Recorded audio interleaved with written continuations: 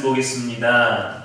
이 새벽에 하나님 우리에게 주시는 말씀은 잠언 16장 16절의 말씀입니다.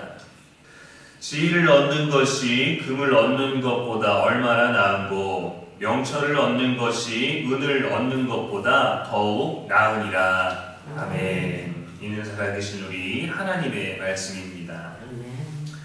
이 시간 지혜의 시세는 떨어지지 않는다라는 제목으로 말씀 전하겠습니다.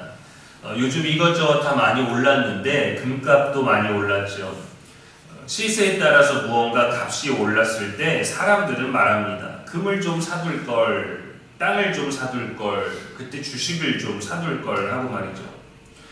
그런데 이런 생각도 듭니다. 만약에 우리가 이 인생을 다시 살 수 있다면 더 좋은 때 좋은 것들을 누릴 수 있지 않을까요? 드라마 재벌집 막내 아들이라는 것을 보면 재벌가 막내 아들로 다시 태어나서 인생을 사는 내용이 나옵니다. 그래서 굉장히 어린 나이에 개발이 안 된 분당 땅을 다 사고 IMF를 대비하고 2002년 월드컵의 결과를 다 예상을 하고 또 대기업의 등장과 성장을 알아서 그에 맞춰서 모든 돈의 흐름들을 꿰뚫어요. 그래서 어린 나이에 엄청난 부를 축적합니다. 그 드라마가 보여주는 핵심은 돈이 많다, 진짜 부자가 되었다라는 내용이 아니에요. 정보가 돈을 만들었다는 겁니다. 성경은 한 걸음 더 나아가서 말합니다. 정보보다 귀한 것이 있다. 바로 지혜이다 라고 말이죠. 금은 가치가 있습니다. 저장성이 있고 희소성이 있고 교환성이 있고 그리고 변하지 않는 아주 값진 속성이 있어요. 그래서 시대가 바뀌어도 가치가 있습니다. 그런데 금은 더 잘 사는 사람으로는 만들어줄 수 있어도 더 나은 사람이 되게 하지는 못합니다.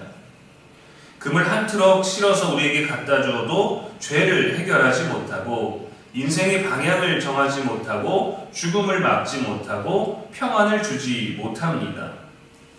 반면 지혜는 우리 인생의 전체를 바꿉니다. 지혜는 형편을 바꿀 수 있고 형편에 따른 나의 삶의 태도를 바꿀 수 있어요. 세상을 살아가는 태도를 바꿀 수 있습니다.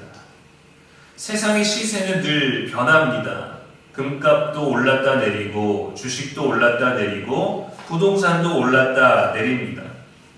가치가 없다 할 정도로 떨어졌다가 손도 댈 수 없을 만큼 오르기도 하죠. 그러나 지혜의 가치는 떨어진 적이 없습니다. 말씀의 가치는 사라진 적이 없습니다. 창세기부터 계시록까지 하나님은 계속 말씀하십니다. 지혜를 구하라. 왜냐하면 금은 시대를 움직일 수 있지만 또 모든 것들을 바꿀 수 있는 것 같지만 세상을 바꿀 수는 없고 지혜는 시대를 통과하기 때문이죠. IMF 시절 우리나라는 금으로 위기를 극복하고 애국심을 보여주고 이 국제사회에 신뢰를 준 적이 있어요. 1998년 1월부터 4월까지 약 351만 명이 참여해서 금 227톤을 모았고 외채 7% 22억 달러 정도를 상환했습니다.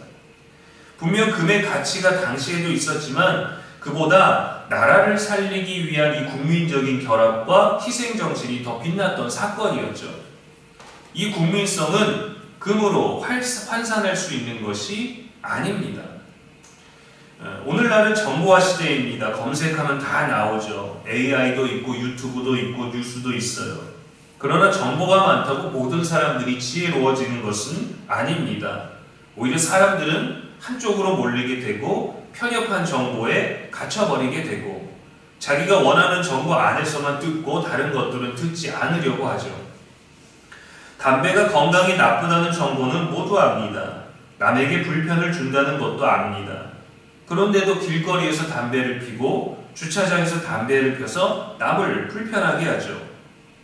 공공장소 아니면 피면 안 되고 흡연구역에서 펴야 한다는 정보는 알지만 지혜롭게 적용하지 못하기 때문입니다. 정보는 있지만 지혜가 없습니다. 알고는 있는 그 상식은 있지만 그것을 대하는 태도는 없는 거죠. 미래를 알면 떼돈을 벌 수 있지만 금이 지식을 만들지는 못합니다. 지혜는 금을 캘 수 있고 금을 정제할 수 있지만 금은 지혜를 만들어낼 수 없어요. 그런데 금 때문에 전쟁을 일으키고 사람을 죽이기는 합니다. 그래서 성경은 금보다 지혜가 낫다고 합니다. 지혜는 죽어가는 사람도 살릴 수 있기 때문이죠. 오늘 말씀의 지혜는 금으로, 명철은 은으로 비유합니다. 지혜는 히브리어로 호크마라고 해요. 삶을 바르게 살아가는 능력, 하나님의 관점으로 하나님 만드신 세상을 사는 기술을 말합니다. 명철은 히브리어로 비나입니다. 분별력, 구별하는 능력, 본질을 꿰뚫어보는 능력을 말해요. 쉽게 말하면 지혜는 어떻게 살아야 하는가이고 명철은 무엇이 옳은가를 아는 능력입니다. 창세기의 요셉이 총리가 된 이유는 권력 때문이 아니라 지혜였습니다. 애굽의 예배를 준비했죠. 그의 지혜가 온 나라를 살렸습니다. 솔로몬은 금보다 부귀영화보다 지혜를 구했습니다. 하나님은 지혜도 주시고 금도 더하여 주셨어요. 지혜가 있으니까 온 나라 사람들이 와서 각기 자기 나라들에 있는 귀한 것들을 바치게 만들었어요. 다니엘은 왕궁의 모든 자들보다 뛰어났습니다. 그는 하나님께 받은 지혜로 나라를 움직였어요. 성경은 하나님이 지혜의 근원이라고 말합니다. 잠언 9장 10절에 여호와를 경외하는 것이 지혜의 근원이다 라고 했죠. 하나님을 떠난 지혜는 결국 교만이 됩니다. 하나님 없이 가지고 있는 금은 탐욕이 되고 욕망이 되죠. 참된 지혜는 하나님으로부터 나오고 그 참된 지혜는 다시 하나님을 향하게 합니다. 예수님 말씀하셨어요. 사람이 온 천하를 얻고도 자기 목숨을 잃으면 무엇이 유익하리요. 지혜는 목숨을 보존하고 이 목숨을 더 가치 있는 삶이 되게 합니다. 세상은 금을 얻으라고 말하지만 예수님은 영혼을 잃지 말라고 하셨어요.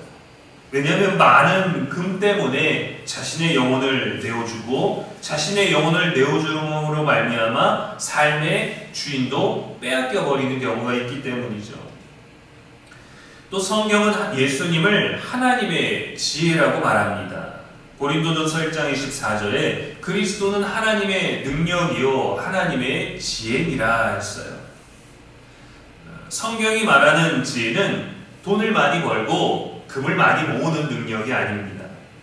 하나님을 아는 지혜, 죄를 분별하는 지혜, 사람을 사랑하는 지혜, 고난을 견디는 지혜, 죽음을 준비하는 지혜들입니다. 성경은 금을 버리라고 하지 않습니다. 금의 종이 되지 말라고 경고합니다. 금을 다스려야지 금이 나를 다스리게 해서는 안 된다라는 거죠. 금도 돈도 인생을 사는 도구입니다. 가장 효율적이고 유용하고 강력한 도구이지만 우리의 주인은 아니에요. 지혜가 금을 사용해야지 금이 지혜를 지배하게 둬서는 안 되는 것입니다. 어떤 사람은 평생 돈만 모았습니다. 많이 모아서 그것이 자랑거리가 됐어요. 그래서 사람 앞에서 내가 얼마나 열심히 살았는지, 얼마나 성공했는지를 통장에 있는 숫자로 증명했습니다. 그런데 그것을 위해서 가족을 돌보지 않았고 건강도 잃게 되었어요. 죽기 전에 그는 병상에서 말합니다. 돈은 정말 만족할 정도 그 이상으로 모았는데 마음껏 쓰지를 못했고 그래서 인생을 잃어버렸다. 돈을 잘 쓴 인생이 아니라 돈에 끌려가는 인생을 살았다. 돈을 많이 모았다라는 만족이 아니라 돈 때문에 가족을 챙기지 못했다. 그 돈을 가족에게 쓰지 못했다. 라는 그 후회만이 남았어요.